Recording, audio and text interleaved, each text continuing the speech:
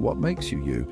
This question has echoed through the halls of philosophy for centuries. It's a puzzle that has fascinated thinkers from ancient Greece to modern laboratories. We change constantly, physically and mentally, yet we hold on to this idea of a consistent self. This sense of identity is crucial for our lives. It affects our relationships, our morals, and even our laws. But what exactly stays the same? Is it our name, our memories, our physical body? Philosophers have grappled with these questions, offering a diverse range of answers. Ancient Greece gave birth to Western philosophy and some of the earliest explorations of the self. Socrates, the father of Western philosophy, believed in the power of self-examination. He famously said, "The unexamined life is not worth living." For Socrates, knowing oneself was paramount. He emphasized the soul as the seat of identity, believing it to be immortal and separate from the body. His student Plato expanded on this idea.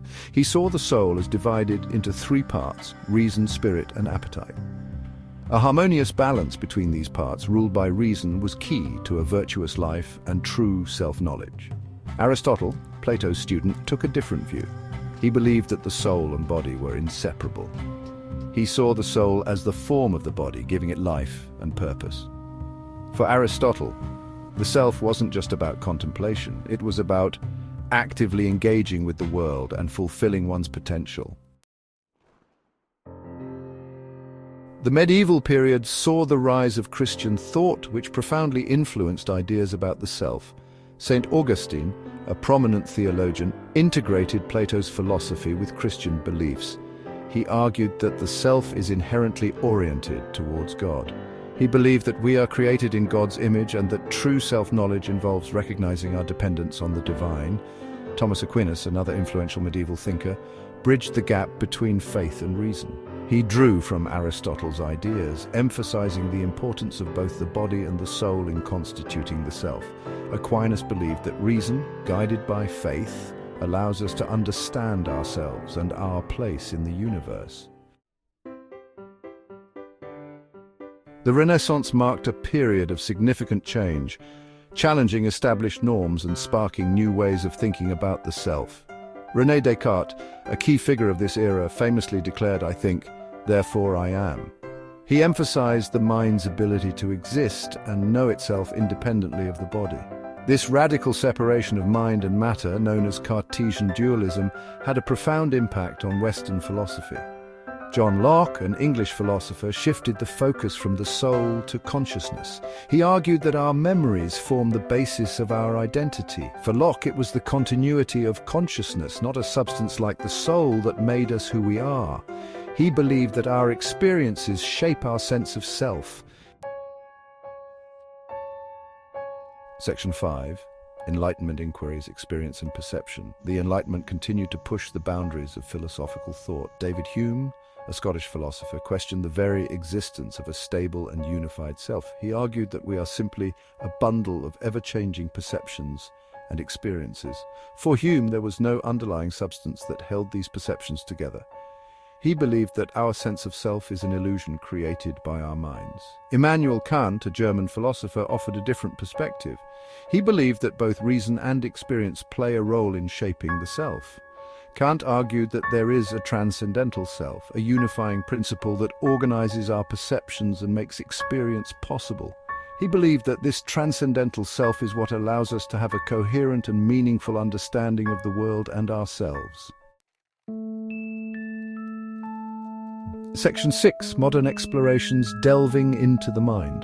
The 20th century witnessed the rise of psychology as a scientific discipline, further enriching our understanding of the self. Sigmund Freud, the father of psychoanalysis, proposed a dynamic model of the self divided into the ID, ego, and superego. He emphasized the role of unconscious drives and motivations in shaping our thoughts, feelings, and behaviors.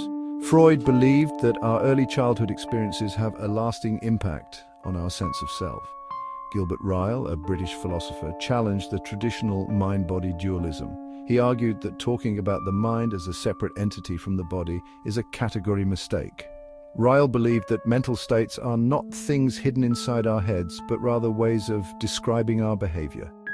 For him, the self is best understood through our actions and interactions with the world. Section 7. Beyond the mind, the body and the self. In recent decades, there has been a growing recognition of the body's crucial role in shaping the self. Maurice Merleau-Ponty, a French philosopher, emphasized the embodied nature of experience. He argued that we perceive and understand the world through our bodies, not just our minds. For Merleau-Ponty, the self is not separate from the world, but deeply intertwined with it. Section 8. The neuroscience of self, a new frontier. Today, neuroscience is at the forefront of exploring the biological basis of the self. Patricia and Paul Churchland, prominent figures in neurophilosophy, propose that the self is ultimately reducible to brain activity. They argue that our thoughts, feelings, and experiences are all products of neural processes. This materialist view challenges traditional notions of the self as a non-physical entity. Section 9. The unfolding story of the self. The quest to understand the self is an ongoing journey. From the ancient Greeks to modern neuroscientists, philosophers and scientists have grappled with the complexities of identity. While there is no single, definitive answer, each perspective offers valuable insights into this enduring mystery. As our understanding of the brain and the mind continues to evolve, so too will our understanding of what it means to be human. The story of the self is still being written, and its ending remains to be seen.